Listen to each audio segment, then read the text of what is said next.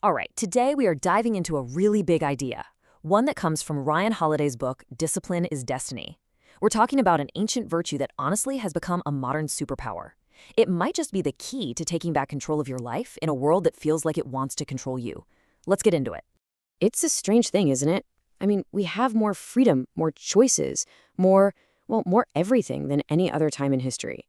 And yet, so many of us feel kind of lost, adrift, controlled by our impulses, instead of being the one in the driver's seat. So, what do we do about it? How do we find our way back? This feeling isn't new at all. Thousands of years ago, the Greeks told a story about a young hero, Hercules, who found himself at a crossroads.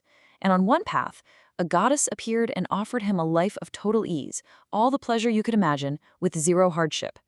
The other path? Well, a different goddess offered a life of challenge, of sacrifice, of virtue. A much harder road for sure, but one that would forge him into the hero he was truly meant to be. And that's the same choice we face every single day. That second path, the one Hercules chose, it's built on one single powerful idea: self-control. The Stoics had a special name for this, and it is the key to pretty much everything we're going to talk about. The Stoics called it temperance. Now, don't let that word fool you. This isn't about being boring or punishing yourself. Not at all. It's about balance. It's the skill of mastering your own impulses so you can build a life that's genuinely strong and genuinely free. And this idea of discipline, or temperance, it doesn't just exist in a vacuum. It's one of the four big pillars of a good life, right alongside wisdom, justice, and courage. Think about it. Without the discipline to actually do the right thing, what good are the other virtues? They just can't stand up on their own. So this really means that discipline isn't about extremes. It's about finding what Aristotle called the golden mean, that perfect sweet spot.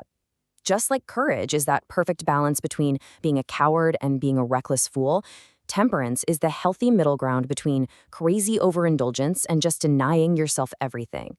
It's the art of finding just enough. Okay, so where does this whole journey begin? Well, the Stoics were pretty clear about this. You have to start with your physical self. Because if you can't even control your own body, how are you going to control anything else in your life? Just think about this for a second. Lou Gehrig. The guy played through high fevers, blinding migraines. He even had 17 healed fractures in his hands that he just never told anyone about. His greatness wasn't just raw talent. It was this unbelievable, ironclad commitment to just showing up every single day, no matter what. That right there is physical discipline made real. So how can we start to build that? Well, you can start right here. 1. Attack the dawn. Get up early, before the world starts screaming for your attention. 2. Do the hard stuff first. Get that one thing you're dreading done and out of the way. And number 3, probably the most important, just show up. Every day. It's about consistency, not intensity. Small, steady steps add up to huge distances over time.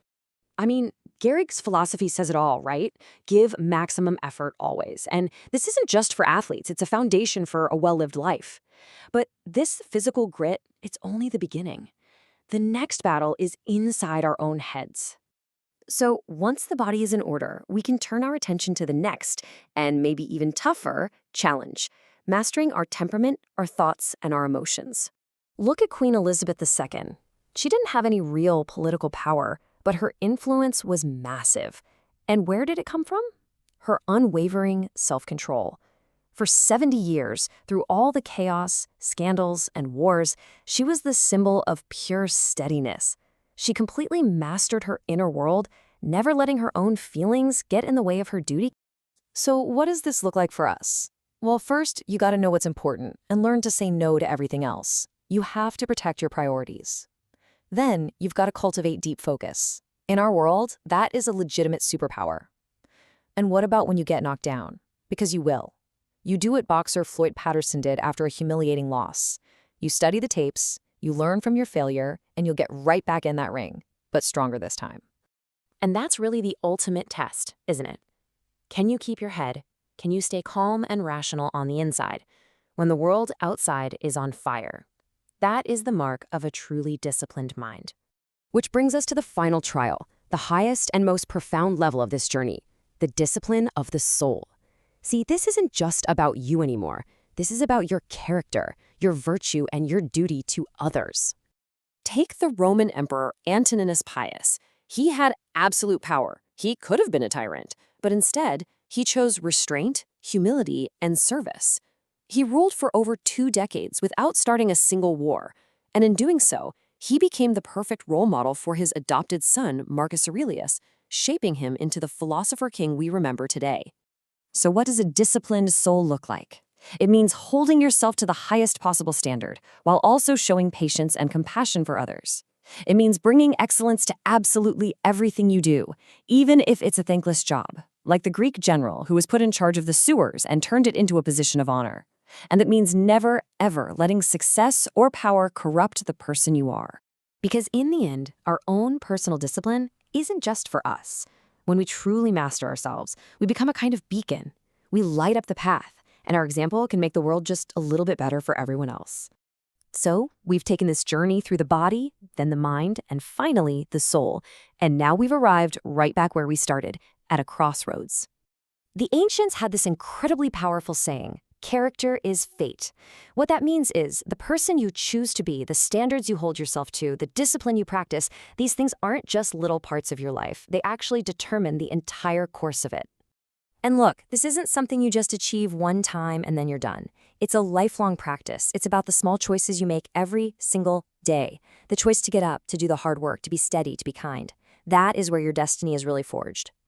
And so here we are, back at that same fundamental choice Hercules faced.